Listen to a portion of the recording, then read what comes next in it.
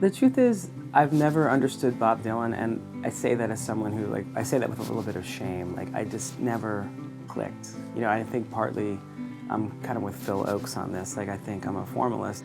That said, there is something about the just straight up song that's about, I don't like the war.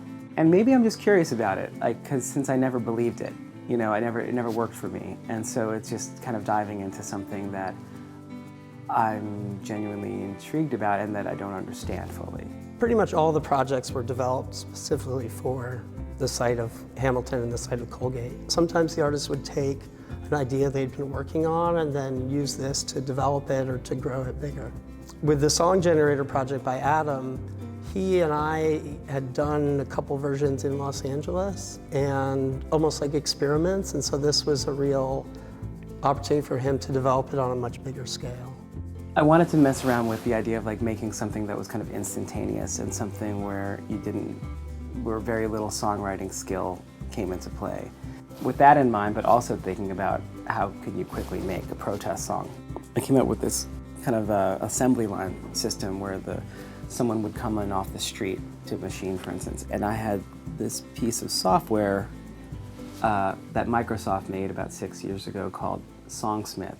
And it's kind of notorious for how terrible it is. I really hate the food. But the idea was that anyone can sing any melody at all into their laptop mic and pick a genre and a tempo, and it would instantaneously like auto-tune your vocal, build some chords around it and an arrangement, and really instantaneously like just plop out a song. So the idea of amateurs and people who don't know what they're doing, like that just brings in a bunch of texture and ideas that, you know, would get rejected.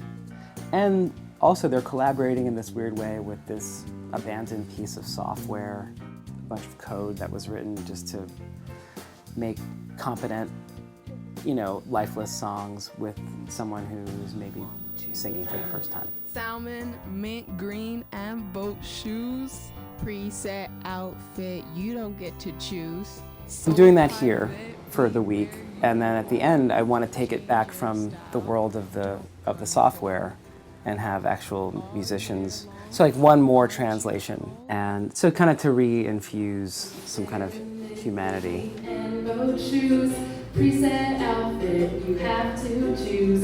So private, we wear uniforms, change your style and don't conform. The performance at the Palace Theater will include the opera singer, Rabbit in the Rye, a first grade class. They will be performing their song, their classic song they came up with today about their favorite games.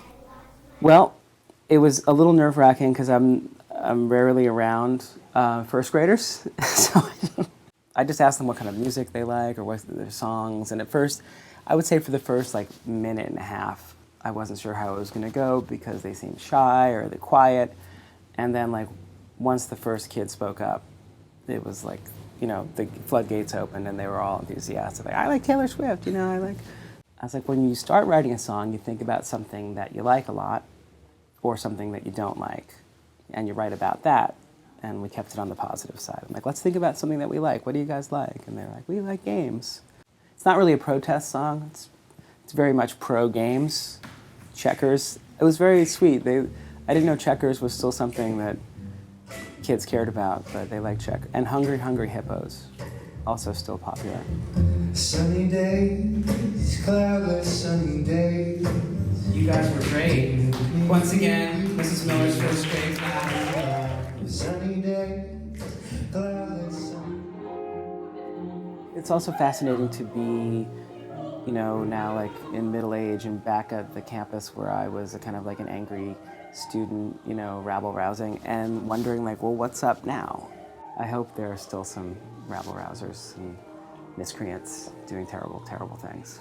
The friends that I met here came up this weekend and helped me do the project at the tailgate, for instance. Like these are still people that, you know, the bond that we made here was pretty tight.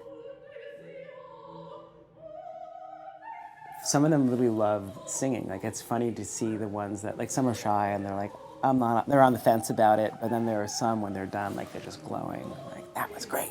Yeah, so that's super fun. Yeah.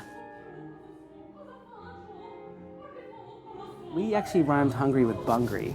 They were really excited about bungry. I was like, so what rhymes with hungry?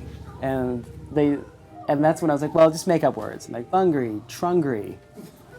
And then hippo, there was one kid in particular who just wouldn't stop yelling bippo.